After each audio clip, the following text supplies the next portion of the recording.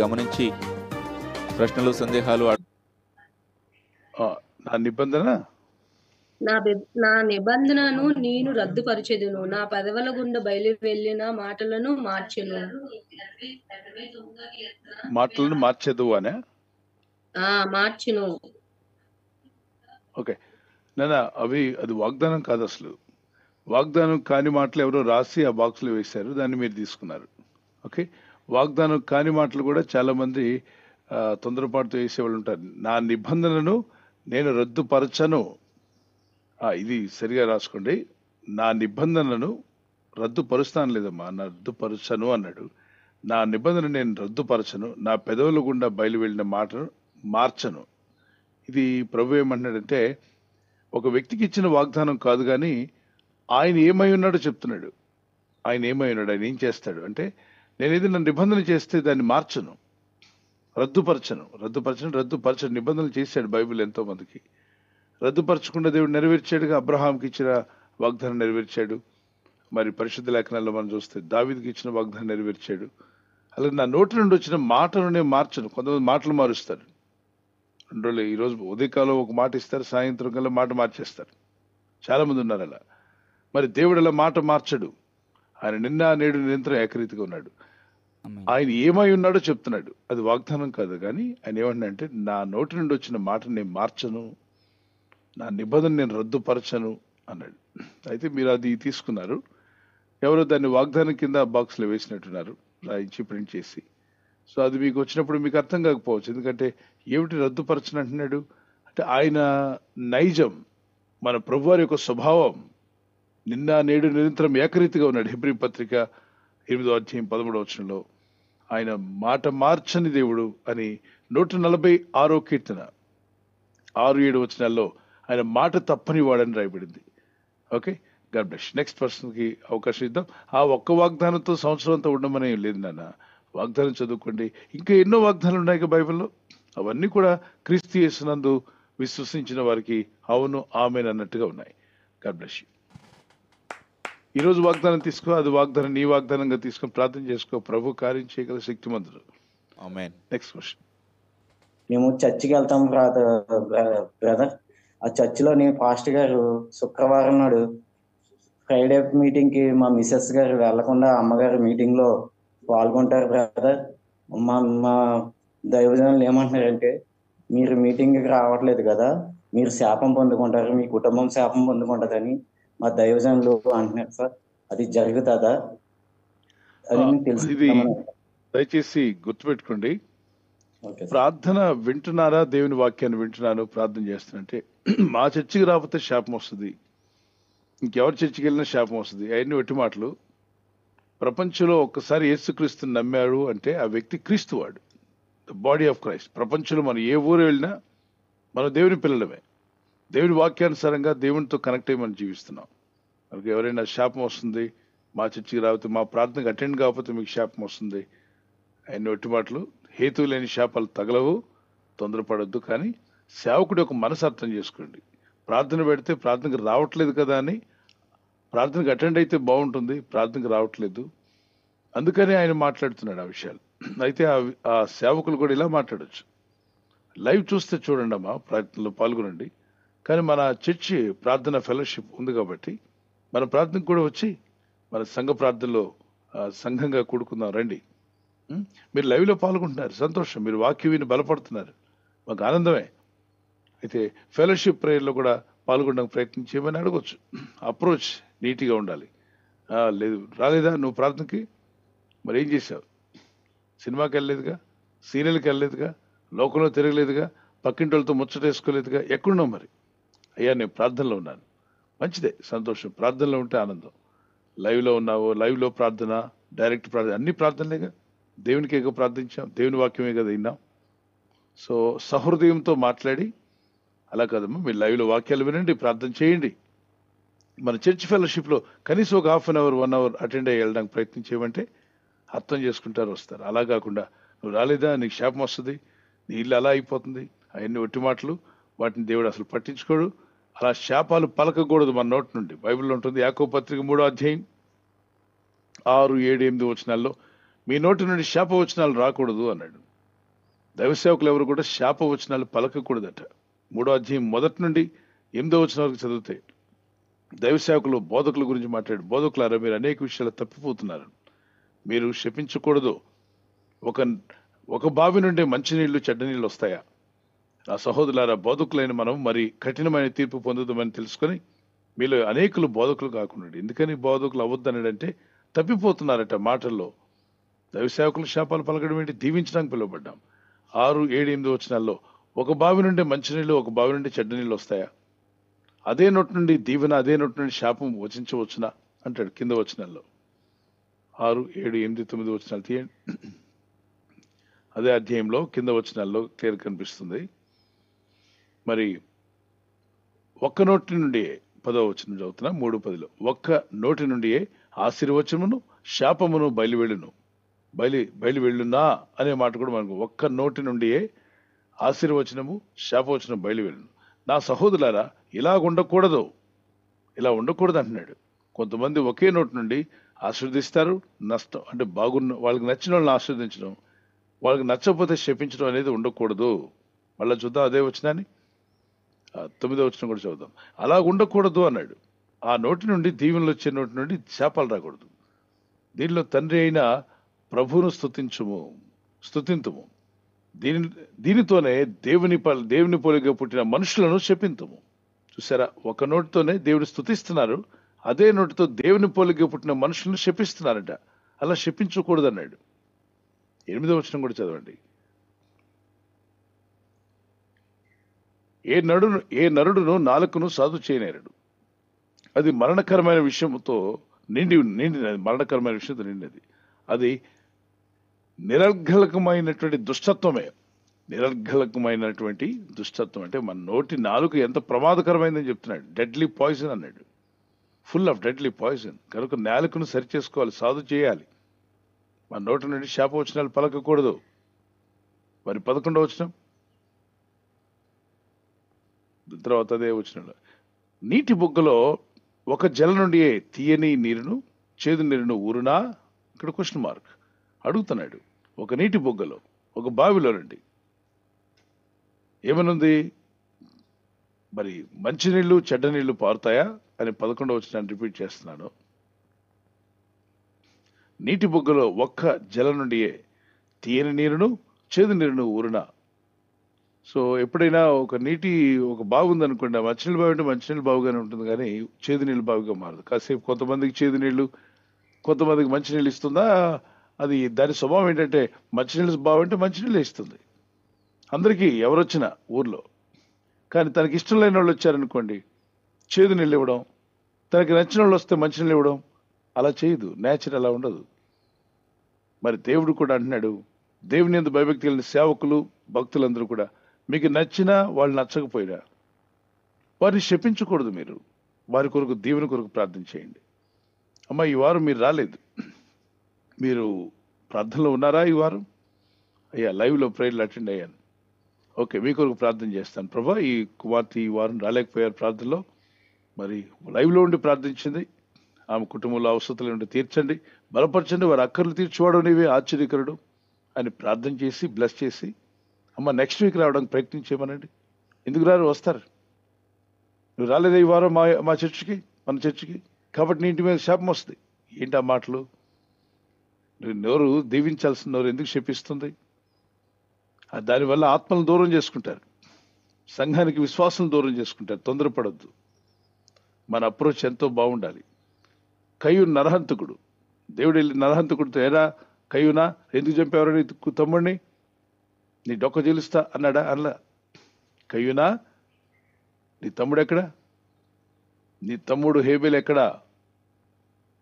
ఎంత ఎంత ఎంత అద్భుతంగా దేవుడైన ప్రభు సంబోధిస్తున్నాడు చూడండి, మాట్లాడుతున్నాడు ఒక నరహంతకునితో. వాడి నోటి నుండి నిజం రాబట్టాడు. చెడ్డవానితో కూడా ప్రభు ఎంతో మంచిగా మాట్లాడాడు. ఆదాం పాపం చేస్తే ఏమన్నాడు? ఆదామా నువ్వు ఎక్కడ? దేవునికి తెలియదు ఎక్కడున్నాడు? ఏం చేశావు? ఎందుకు దాక్కున్నావు? ఎందుకు నీకు భయం వేసింది? మన అప్రోచ్ కూడా విశ్వాసాలతో దేవుని బిడ్డలతో మంచిగా ఉండాలి. God bless you. Next question అడుగుదాం. నేను రక్షించబడే 6 సంవత్సరాలు అవుతుందండి. అయితే ఉమ్, అయితే పరిశుద్ధాత్మ అనే వరం పొందుకోలేదు. దేవునిలో ఎదుగుతూ ఉన్నాను, ఆత్మీయంగా ఉన్నాను. కానీ నెల రోజుల క్రితం మా మందిరంలో యవనస్తులు ఆ, బలపడ్డారండి. బలపడి వాళ్ళు కొంతమంది రక్షించబడలేదు ఇంకా. అయితే ఉమ్, వారికి రక్షించబడ్డ ఆ యవనస్తులకి పరిశుద్ధాత్మ వచ్చి అన్య భాషలు మాట్లాడుతూ ఉన్నారు. అలాగే నన్ను కూడా ఆహ్వానించారు. నువ్వు కూడా రా, దేవుని నాకు కూడా చాలా ఆశ అండి పరిశుద్ధాత్మ పొందుకోవాలని. వెళ్ళాను మందిరానికి. వెళ్తే అందరూ లాస్ట్ లో ప్రేయర్ చేసుకుంటున్నారు. చాలా మందికి పరిశుద్ధాత్మ వచ్చి అన్య భాషలు మాట్లాడుతున్నారు. రక్షించబడని వరకు కూడా అన్య భాషలు మాట్లాడి ప్రవచించేస్తున్నారండి డైరెక్ట్. అంటే కుమార్తె ఇలాగా, నువ్వు అలాగా అని చెప్పి నాకు కన్ఫ్యూజన్. అంటే నేను ప్రేయర్ఫుల్ గా ఉన్నాను, కానీ నాకు ఎటువంటి అన్య భాషలు కానీ ఎటువంటి రాలేదండి. హలో, మా మాట్లాడండి, వినిపిస్తుందమ్మా, మాట్లాడండి. రైట్ అమ్మా, అర్థమైంది నాకు అర్థమైంది మీరు అడిగేది. పరిశుద్ధ ప్రభు మీకు మేలు చేశారు, చాలా సంతోషం. మరి ప్రార్థనలో మీరు ఉంటున్నారు మార్నింగ్ ఈవినింగ్. సకినేటిపల్లి నుండి చాలాసార్లు వచ్చాను, సకినేటిపల్లి వాక్యాలు చెప్పాను మీటింగ్స్లో. మరి మీరు ప్రభు యుద్ధ నుండి మేలు పొందారు, బలపరచబడ్డారు, సంతోషం. రక్షణ పొందుకున్నారు. అయితే పరిశుద్ధాత్మ నింపుదల కోసం మీరు అడుగుతున్నారు. అయితే యవనస్తులందరూ కూడా కొంతమంది గ్యాదర్ అయ్యామని అక్కడ స్తుతిస్తూ ప్రార్థిస్తూ ఉండగా కొందరు అన్ని భాషలు మాట్లాడుతున్నారని, కొందరు రక్షింపబడని వీటిలో కూడా, అంటే బ్యాప్టిజం పొందని వారు కూడా మరి ప్రవచనాలు చెప్తున్నారని చెప్పి అంటున్నారు. అయితే ప్రతిదానికి ఒక బ్యాలెన్స్ ఉంది. ఆత్మదేవుడు ఉన్నాడు, భాషా వరాలు ఉన్నాయి, అలాగే ప్రవచన వరం కూడా ఉంది, స్వస్థత వరం ఉంది. ఆయన ఆయా సమయాల్లో ఏది అవసరమో అది ఇస్తాడు. అయితే తొందరపాటు జరుగుతుంటుంది అక్కడక్కడ యవనస్తుల మధ్యలో. అనేక మంది విషయాలు నేను చూశాను. అక్కడక్కడ ఏం చేస్తూ ఉంటారంటే,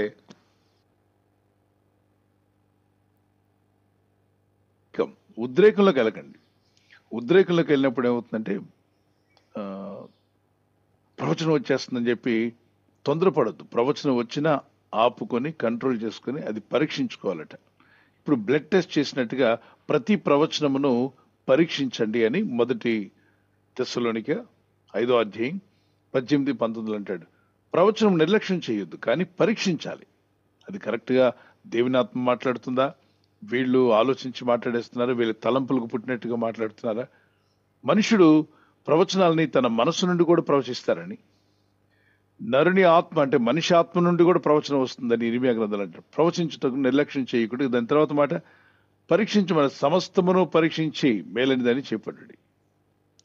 prove all things, hold fast that which is good.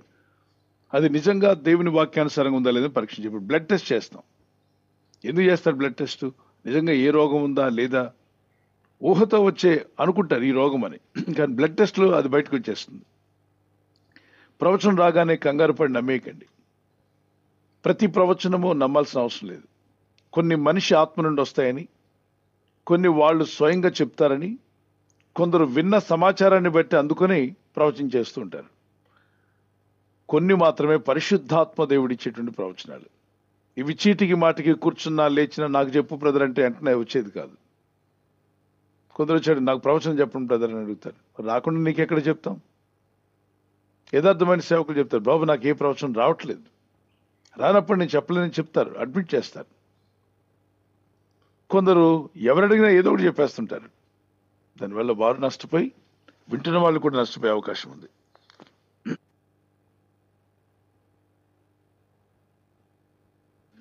ప్రార్థన చేయండి, స్తుతించండి. మీకు కూడా అన్ని భాషలు కావాలని ఆశగా ఉంటే అడగండి, దేవుడు స్తుతించండి. ఆత్మవరములు ఇచ్చేవాడు పరిశుద్ధాత్ముడే. సో నువ్వు నమ్మేవు నాన్న, నీళ్ళు ఆత్మ లేదని అనుకోవద్దు. నమ్మిన ప్రతి ఒక్కరిలో దైవాత్మ ఉంది. అయితే నింపుదల కొరకు, వరాల కొరకు మీరు అపేక్షించవచ్చు, అడగవచ్చు. 1 కొరింథీ 14 అధ్యాయం 1-2 వచనాలు. God bless you. Praise the Lord. నేను ఎవరి కోసం ప్రేయర్ రిక్వెస్ట్ పెట్టి చేస్తున్నానో వాళ్ళందరి ప్రార్థన కన్నా ముందు మా మదర్ అసలు రోజంతా అండి, మీరు ప్రేయర్ చేసిన తర్వాత కూడా రోజంతా ఒకటే ప్రేరేపణ నా కోసం ప్రార్థన చేయడం జరిగిందండి. అయితే 4th డే ఏమైందంటే, మీరు ప్రేయర్ చేసేటప్పుడు మానసికంగా డిప్రెషన్ లో ఉన్న వాళ్ళ కోసం మీరు ప్రేయర్ చేస్తున్నారు పాస్టర్ గారండి. ఆ రోజు నాకు తెలియకుండానే చాలా బాధ వచ్చేసి నాకు తెలియకుండా ప్రార్థన నేను చేయటం జరిగింది పాస్టర్ గారండి. ఆ రోజు నెక్స్ట్ డే మార్నింగ్ మనం 4కి లెగిస్తాం కదా ప్రేయర్కి, అప్పుడే జస్ట్ 1 minute లో నాకు ఒక కళ వచ్చింది పాస్టర్ గారు అండి. ఆ కళలో మీరు మైక్ పట్టుకొని సంఘస్థులందరినీ తీసుకొని సువార్త ప్రకటిస్తూ గృహదర్శనాలకు వస్తున్నారండి. అయితే అది చూసి పాస్టర్ గారండి ఇది మా ఇల్లే, మీరు రండి అని పిలిచానండి. పిలిస్తే మీరు వచ్చారు లోపలికి. అప్పుడు ఆ ఇంట్లో నేను మా అమ్మగారు ఒక్కళ్ళే ఉన్నాము. అయితే జస్ట్ మీరు అట్లా అడుగు లోపలికి పెట్టారు. మా అమ్మగారు రావద్దు రావద్దు రావద్దు అని మిమ్మల్ని అంటుంది. మీరు 2వ స్టెప్ వేసారు, రావద్దు రావద్దు అంటుంది. 3వ స్టెప్ వేసి మీరు అలా నిలబడంగానే ఇంకా మా అమ్మగారు గిరా గిరా గిరా తిరుక్కుంటా అసలు ఒక గదిలోంచి ఇంకో గదిలోంచి వెళ్ళిపోయి ఇంకో బాత్రూమ్ లో పడిపోయారండి. పడిపోయిన తర్వాత ఒక్క నిమిషం సైలెంట్ అయిపోయిన తర్వాత మళ్ళీ తిరిగి లెగిసి వస్తూ ఉండగా నాలోంచి ఒక ఒక మాట వినపడుతుందండి. ఏంటంటే ఆమెలో నుంచి దురాత్మ వదిలి వెళ్ళిపోయేను అని వచ్చి అని అని అంటే నేను విన్నానండి. నాలోంచి వింటాము. Praise the Lord. ఆమె వచ్చి అలా నిలబడ్డారు. మెలకు వచ్చింది పాస్టర్ గారు. అయితే నాకు క్వశ్చన్ ఏంటంటే మా అమ్మగారు 24 years నుంచి, అంటే మేము అన్యులం అండి. మా కుటుంబంలో నేను ఒక్కదాన్నే రక్షణ తీసుకున్నాను. ఇంకా చెప్పండి, నేను ఇంకా 21 చెప్పండి. years ఉన్నప్పుడు తీసుకోవడం జరిగింది పాస్టర్ గారు అండి. అయితే అప్పటి నుంచి మా అమ్మగారు దేవుని దూషిస్తూనే ఉన్నారు. దాని తోడు బైబిల్ అంటే ఏసు రక్తం గాని బైబిల్ కూడా పారేయటం జరిగింది. అదొకటైతే ఇంకోటి ఏంటంటే మా హస్బెండ్ చనిపోయిన తర్వాత 2010లో వాళ్ళ ఇంటికి తీసుకెళ్ళినప్పుడు రైట్. మా అమ్మగారిలో నేను ఒక ప్రత్యేకతను నేను చూశానండి. ఏంటంటే ఆమె నిద్ర పోకపోవటము, ఏదైనా టెన్షన్ వచ్చిందంటే తల కొట్టేసుకోవటము, గోడ కొట్టేసుకోవటము, రాత్రులు లెగటం, మధ్యాహ్నం లెగిసి రైట్. ఆ అమ్మలో ఏముంది, ఒక దురాత్మ ఏమైనా ప్రభావం ఉందా అని చెప్పి మీ డౌట్, అంతేగా? మీ ప్రార్థనలు ప్రభు వింటున్నాడు. తర్వాత సేవకుల రూపంలో రావడం అంటే మేము రావడం కాదు, కానీ ప్రభు చూపిస్తున్నాడు ఖచ్చితంగా మీ తల్లిగారికి విడుదల రావాలని. ఆమెను పట్టి చూడండి, దేవుణ్ణి దూషించడం, దేవుని విరోధంగా మాట్లాడడం, బైబిల్ని ఇసిరివేయడం. యాంటాక్రైస్ట్ స్పిరిట్ అంటే క్రీస్తు విరోధి ఆత్మ. క్రీస్తు ఏం తప్పు చేయలేదే. ప్రపంచంలో ఎంతోమంది దైవాలు దైవుళ్ళు అని పిలువబడుతున్నా ఏ తప్పు ఒక్క చిన్న ఏ కోసాన కనబడదు. యేసు ప్రభువారిలో ఏ తప్పు కనిపించదు. అంత పవిత్రమైన పరిశుద్ధమైన దేవుడు. మిగిలిన వాళ్ళందరిలో అనేక లోపాలు కనబడతాయి. యేసునాథంలో ఏ లోపము, ఏ పాపము, ఏ కళంకము కనిపించదు. అటువంటి ప్రభుని నోటితో దూషిస్తున్నామంటే అది క్రీస్తు విరోధి ఆత్మని, యాంటాక్రైస్ట్ ఆత్మను రాయబడింది. ఈ లోకాత్మ, చీకటి శక్తులు, దురాత్మలు. మీరు అంటున్నారు ప్రభుని దూషించడం ప్రారంభించింది, బైబిల్ చింపివేసింది, బైబిల్ ఇసిరేస్తున్నారు. ఆ తర్వాత నుండి ఆమె జీవితంలో కోపం వచ్చినప్పుడు తలను గోడకేసి కొట్టుకోవడం, పిచ్చి పిచ్చి మాటలు మాట్లాడడం, రాత్రులు సరిగ్గా నిద్ర పట్టకపోవడం, ఇవన్నీ ఆమెలో జరుగుతున్నాయి. ఈ దురాత్మ ప్రభావమే ఉండాలి. దేవుడిని దూషించడం అది దురాత్మ ప్రభావమే. తల కొట్టి గోడ కొట్టుకోవడం. సో ప్రభు ఆమెకు విడుదల ఇవ్వాలని కోరుతున్నాడు. ఆమె వద్దంటుంది, రావద్దు రావద్దు నాకు అంటే. సో ప్రభునామలో ఆమెకు విడుదల కొరకు ప్రే చేద్దాం. ఇలాంటి వారు ఎంతమంది అయితే ఎవరిలో ఉన్నా యేసుక్రీస్తునామలో వారందరికీ ప్రభు విడుదల దయచేయునుగాక. ఆమేన్. కనికరం గల మా తండ్రి, ఇలాంటి బంధకాల్లో ఎవరైతే ఉన్నారో, స్త్రీలు కానీ పురుషులు కానీ, పెద్దవారు చిన్నవారు, ఆ క్రీస్తు విరోధి ఆత్మ, అపవిత్ర ఆత్మలు, చీకటి శక్తులు ఎన్నో ఉన్నాయి. వాటి ప్రభావం లోనైపోయిన వారు, ఆ బంధకాల్లో ఉన్న వారికి యేసు అధికారం గల నామములో విడుదల వచ్చునుగాక. ఆమేన్. ఈ set free in Jesus name. Amen. God bless you. Pray చేద్దాం. ప్రజలు రాయండి. అమ్మే కాబట్టి ప్రార్థన చేస్తున్నారు కనుక దేవుడు తప్పక విడుదల ఇస్తాడు. మీ కళ ప్రభు నెరవేర్చునుగాక. ఆమేన్. హృదయపూర్వక వందనాలండి. అదేవిధంగా మత్తయి సువార్త 11:28 నాకు అర్థం అవ్వలేదు పాస్టర్ గారు, మీరు తెలుస్తారండి. మత్తయి సువార్త 11:28 ప్రయాస, ఇదేనా మీకు అర్థం కాంది? అవును పాస్టర్ గారు. ప్రయాసపడి భారం మోసుకున్న సమస్త జనులారా నా ఎద్దుకు రండి, నేను మీకు విశ్రాంతి కలుగు చేస్తున్నానని ప్రభు అన్నాడు. Come on to me all ye that labor and are heavy laden and I will give you rest. ఏమంటున్నంటే ఆయన నా ఎద్దుకు రండి, heavy బర్డెన్తో బాధపడుతున్నవారు, those who are in burden. ప్రతి ఒక్కరు ఈ ప్రపంచంలో, ఇది యూనివర్సల్ కాలమా అంటే సర్వలోక ప్రజల కొరకు ప్రవచించిన ఒక పిలుపు ఏంటంటే, సర్వలోక జనులారా నా ఎద్దుకు రండి, నేను మీకు విశ్రాంతిని, మనశ్శాంతిని, సమాధానం ఇస్తున్నాడు. మనుషులందరిలో పాప భారం ఉంది, మనసులో నెమ్మది లేదు. నెమ్మదినట్టుగా మనం అనుకుంటున్నా దేవుడిచ్చే నెమ్మది పొందినప్పుడు తెలుస్తున్నారే, నిజమే ఇన్నాళ్ళు నేను నెమ్మది లేకుండా బతికాను. ఆ ప్రభు ఇచ్చే సమాధానం పొందినప్పుడు దాని విలువేంటో తెలుస్తుంది. రక్షణ ఆనందం అన్నాడు. అది తెలియని వారు చాలా మంది ఉన్నారు. తెలుసుకోవాలని మనం ప్రార్థన చేస్తున్నాం. ఈ యొక్క ఆత్మలన్నింటిలో ఉన్న భారాన్ని తొలగించేవాడు ప్రభు అయిన యేసు ఒక్కడే. పాప భారాన్ని, శాపాన్ని, ప్రతి దోషం నుండి విడుదలిచ్చి మనిషి యొక్క ఆత్మను బాగు చేయగల శక్తిమంతుడైన ప్రభు యొద్దకు వచ్చినప్పుడు వారి మనసుల్లో భారం తీసివేయబడుతుంది. అందుకే దీన్ని సువార్తలు ఎక్కువగా వాడుతుంటాం. వీధుల్లో, గ్రామాల్లో, పట్టణాల్లో మనం తిరుగుతున్నప్పుడు మాట్లాడుతుంటాం. ఏమనంటే, ప్రయాసపడి భారం వస్తున్న సమస్త జనులారా రండి, యేసు యొద్దకు రండి, మీకు రక్షణ ప్రభు ఉచితంగా దయచేస్తాడని. ఈరోజు ఈ మాటలు వింటున్న వారిలో ప్రయాసలో ఉన్నారా? ఆత్మలో భారంగా, గుండెల్లో బరువు, మనసులో భారం, మరి వేదన అనేకం ఉన్నట్లయితే మీ ప్రార్థన దేవుని దగ్గర అడగండి. ప్రభువా, నా హృదయంలో క్రమం, నా భారం తీసివేయమని అడగండి. ఖచ్చితంగా ప్రభు మీ భారం తొలగించి మీకు సమాధానం, నెమ్మది దయచేస్తాడు. ఆది కాండము 31వ అధ్యాయము 19వ వచనం కదా, లాబాను తన గొర్రెల బొచ్చు కత్తిరించుటకు వెళ్ళి ఉండగా రాహేలు తన తండ్రి దగ్గర ఉన్న గృహదేవతలు దొంగిలేను. ఈ గృహదేవతలు అంటే యేసుక్రీస్తు కాకుండా ఒక వేరే దేవతలు కూడా వాళ్ళ దగ్గర ఉన్నారు కదా, అది నాకు డౌట్ వచ్చింది కదా. వీళ్ళు యూదులు కాదు, అబ్రహాం సంతానం కాదు.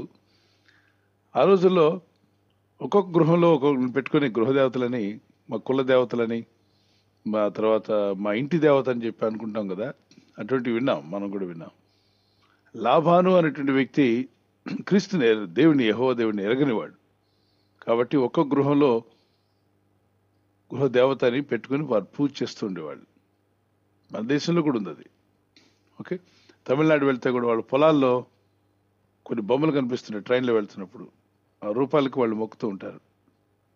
కొందరేమో వాళ్ళు చనిపోయిన పెద్దల్ని మొక్కుతూ ఉంటారు. సో ఏది ఏమైనా దేవుని ఎరగనటువంటి వారు ఏదో ఒక రూపంలో ఎవరో ఒకరిని ఆరాధించాలనే ఆత్మదాహం ఉంటుంది. ఈ ఆత్మదాహానికి సత్యం ఎరగనప్పుడు, సృష్టికర్త దొరకనప్పుడు, సృష్టికర్త గురించిన మర్మం తెలియనప్పుడు సృష్టిని ఆరాధించే అవకాశం ఉంది. అదే జరిగింది. లాభం చేసిన పని అదే. ఆయన పిల్లలు, వాళ్ళ ఇంటి వాళ్ళందరూ కూడా. అయితే ఆ కుమార్తె చిన్నప్పటి నుండి ఆ పనిలో ఉంది కాబట్టి ఆరాధన ఇంట్లో, మరి భర్తగా దొరికిన ఆయనేమో ఇటువంటి ప్రార్థనలు ఏం చేయడు. సృష్టికర్తకు మాత్రం ప్రార్థన చేస్తాడు. మరి ఆమెకు అంత రక్షణలోకి రాలా, ఆమెంతగా దేవునితో కనెక్ట్ అవ్వాలా. భర్త అయితే భక్తుడు దొరికాడు, కానీ నిజదేవునితో ఉన్నటువంటి ప్రత్యక్షత ఆమెకు లేదు. కాబట్టి ఆమె ఏమనుకుందంటే, నేను వెళ్ళిపోతున్నాను కదా, నా గృహదేవతను కూడా నేను తీసుకెళ్ళిపోతానని దాన్ని తన వస్తువుల్లో పెట్టి దాచి తీసుకెళ్ళిపోతుంది. తండ్రి గారు వెళ్ళి చూసుకుంటే అక్కడ ఆయన ఆరాధించడానికి గృహదేవత లేదు. అరే, నా దేవత రూపాన్ని ఎవరు తీసుకెళ్ళిపోయారని చెప్పి వెతుకుతే ఆయన కూతురే తీసుకెళ్ళిపోయింది. ఆ విషయం యాకోబు తెలియదు, ఆమె దాచిందట. తర్వాత కాలంలో ఆమె దేవుని ప్రత్యక్షత పొందుకుంటుంది. నిజ దేవుడి గురించి తెలుసుకున్న తర్వాత కొన్నాళ్ళకి మారు మనసు పొంది, అంటే మనసు మార్చుకుని నిజమైన దేవుడు సృష్టికర్త, ఆయన్నే ఆరాధించాలని తెలుసుకుంటుంది. అప్పుడు ప్రభు అంటాడు, ఈ మనుషులు చేసిన రూపాలు కానీ నేను మిమ్మల్ని చేశాను. మనుషులు చేసుకున్న దేవుళ్ళ కన్నా దేవుడి చేత చేయబడిన మనుషులు మనం చేయడం కాదు, మనల్ని చేసిన దేవుడు మనం ఆరాధించాలి. ఆ గ్రహింపు ఆమెకి ఇస్తాడు. తర్వాత ఆమె మారుతుంది. గర్భేష్.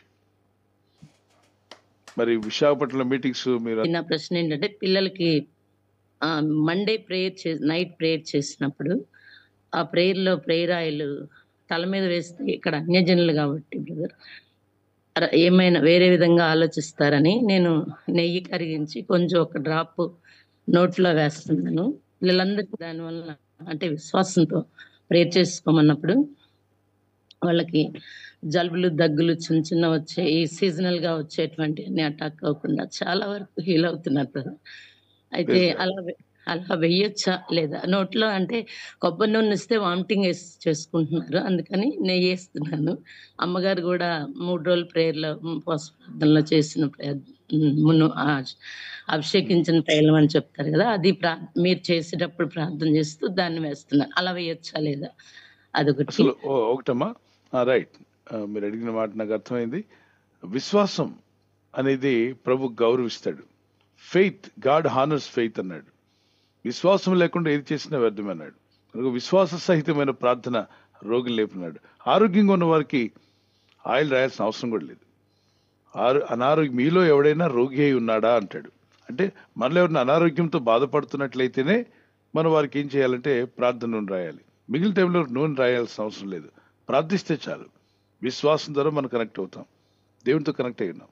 ఒకవేళ పిల్లలు అడిగారు బాలేదని, ప్రార్థించిన ఏంటిది నెయ్యి మీరు ఒక స్పూన్ అంటే ఒక డ్రాప్ నోట్లోకి తీసుకోమని చెప్పన్నాను. ఇప్పుడు కొబ్బరి నూనె అంటే చాలా కల్తీ రావచ్చు, అనేక చోట్ల కల్తీ ఉంది. ఇప్పుడు నెయ్యిలో కూడా కల్తీ వస్తుంది. అది స్వచ్ఛమైన నెయ్యి అయితే మీరు ప్రార్థన చేసి ఏదైనా ప్రభునామంలో ప్రార్థన చేసింది మంచిదే. ప్రభునామంలో ప్రార్థన చేయబడింది, ఇట్స్ ఆల్వేస్ ఎ గుడ్ అని చెప్పి కొందరు ఆయిల్ తాగేయమంటారు, తాగినక్కర్లా. మరి చూడండి, తల మీద పోసేస్తారు మొత్తం బాటిల్ అంత అవసరం లేదు. అసలు ఏ ఆయిల్ పోయకుండా విశ్వాసం ద్వారా ప్రభునందు నమ్మిక ఉంచడం ద్వారా రక్షింపడిన వారు ఎంతోమంది ఉన్నారు. విడుదల పొందిన వారు, స్వస్థపడిన వారు. ఏదో భౌతికమైనటువంటి ఏదో ఉంటేనే దేవుడు చేయడం కాదు, విశ్వాసం ద్వారా దేవుడు చేస్తాడు. అందుకే యేసు ప్రభు వారి యుద్ధకు వచ్చిన ఆ అధికారితో ప్రభట్టాడు, నీ విశ్వాసం గొప్పదయ్యా, నువ్వు కోరినట్టే నీకు అవును కాక అంటాడు. మత్తయి సువార్త 15:28 అమ్మా నీ విశ్వాసం గొప్పది. ఆమె కుమార్తెలో దెయ్యం పెట్టి ఉందంట ఇంటి దగ్గర, ఇదిగో ఈ నూనె తీసుకెళ్ళి రాయి అనలా అన్నాడు. నీవు కోరినట్టే నీకు అవును కాక. ఆ గడిలోనే దెయ్యం ఆ అమ్మాయిని వదిలిపోయింది. అందుకు యేసు అమ్మా నీ విశ్వాసం గొప్పది.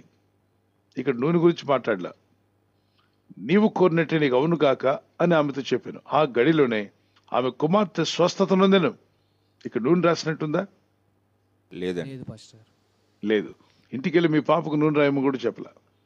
అయితే మండే ప్రార్థనలో తల్లిదండ్రులు ఉంటారు కాబట్టి ఆయిల్ తీసుకొని ప్రభా నా బిడ్డను దీవించు బలపరచమని తల మీద కొంత జస్ట్ 1 or 2 drops ఉంచి ప్రభునామంలో ప్రార్థన చేయడం, ఎస్ అది కూడా చేయొచ్చు. దేవుని నామంలో ప్రార్థన చేస్తున్నాం, ఊరికే నూనె రాస్తే ఏం జరగదు. అభిషేక తైలం, ఆనంద తైలం, మరి ఈ మధ్య చాలా మంది తైలాభిషేకం, ఇవన్నీ మనుషులు వాళ్ళ ఊహల్లోనే తీసుకొస్తున్నారు. పాత నిబంధనలు ఉంది కదండి, క్రొత్త నిబంధనలు ఎక్కడ కూడా పేతురు భక్తులు కానీ యోహాను యాకోబులు కానీ మరి పరిశుద్ధ లేఖనాల్లో పత్రికల్లో కానీ ఎక్కడ తైలాభిషేక సభలు జరగలేదు, అలాంటి సభలు పెట్టలేదు. అలా నూనె రాసినట్టు ఎక్కడ మీకు ఒక్క వచనం కూడా కనిపించదు. రోగులకు మాత్రం రాయమన్నాడు, ప్రార్థన చేసి రాయమన్నాడు. సో రోగం లేని వాళ్ళు కూడా రాయించుకున్నాల్సిన అవసరం లేదు. ప్రార్థన చేయించండి. విశ్వాసంతో పిల్లలు ప్రార్థన చేసుకున్నట్లయితే ఆ విశ్వాసమే దేవుడిని ఆకర్షించిన వాళ్ళు అవుతారు, దేవుని ఎదురుని అన్ని పొందగలుగుతారు. ఒకవేళ తల్లిదండ్రులుగా కుటుంబంగా కూర్చున్నాం, ఒక ఆయిల్ తీసుకొని ప్రార్థన చేసి అది రాసామంటే ఒక దానిలో కూడా తప్పలేదుగా, ప్రార్థన చేసి రాశారు మా బిడ్డలు దీవించమని. చేయండి అమ్మా, మీరు ఏం చేసినా మంచి ప్రయత్నం చేస్తున్నారు. ప్రభు మిమ్మల్ని దీవించును గాక. మీ పేరు, మీ యొక్క అనాథాశ్రమం నడిపించేటువంటి ఆ నెంబర్స్ చాట్ బాక్స్లో పెట్టండి, నన్ను సేవకులు రాసుకోండి. Okay pastor. Next. Thank you pastor గారు. పాత నిబంధనలో పాస్టర్ గారండి, పాత నిబంధనలో బలులు అర్పించేవారు కదా, ఆ బలిపీఠం మీద పాప పరిహార్థన బలి, ఆ రక్తం అనేది ఆ బలిపీఠం మీద ఒలికిస్తే పాప పరిహార్థన బలి జరుగుతుంది. కానీ కొత్త నిబంధనలో ప్రభు శిలువలో ఉన్నప్పుడు ఆ ప్రభు రక్తము బలిపీఠం మీద అక్కడ పడలేదు కదా అని ఒక ప్రశ్న పాస్టర్ గారండి. అవి పాప పరిహార్థన బలి అది ఆ రక్తం పడితేనే కదా ప్రాయశ్చిత్తం జరుగుతుంది కదా అని నా క్వశ్చన్ పాస్టర్ గారు. భలే ఇంత క్వశ్చన్లు వస్తున్నాయి నాన్న. రైట్, నువ్వు చదివావు, పాత నిబంధన చదివావు, మంచిది, చదువుతున్నావు, తప్పేం లేదు. చూడండి, ఇవన్నీ క్రీస్తు యేసును నెరవేర్చబడడానికి ఒక ఛాయగా ఉన్నాయంట. పాత నిబంధనలు మనం చూసిన ప్రత్యక్ష గుడారం, ఆవరణము, పరిశుద్ధ స్థలము, అతి పరిశుద్ధ స్థలము, తెర ఉండడము, ఇవన్నీ యేసుక్రీస్తునందు నెరవేర్చబడ్డాయి. కొలసి 2వ అధ్యాయం మరియు విశ్రాంతి దిన ప్రార్థన కానీ కొలసి 2:17 ఇవన్నీ క్రీస్తు యేసునందు నెరవేర్చబడ్డాయి కనుక క్రీస్తును కలిగి ఉండడం. రాజు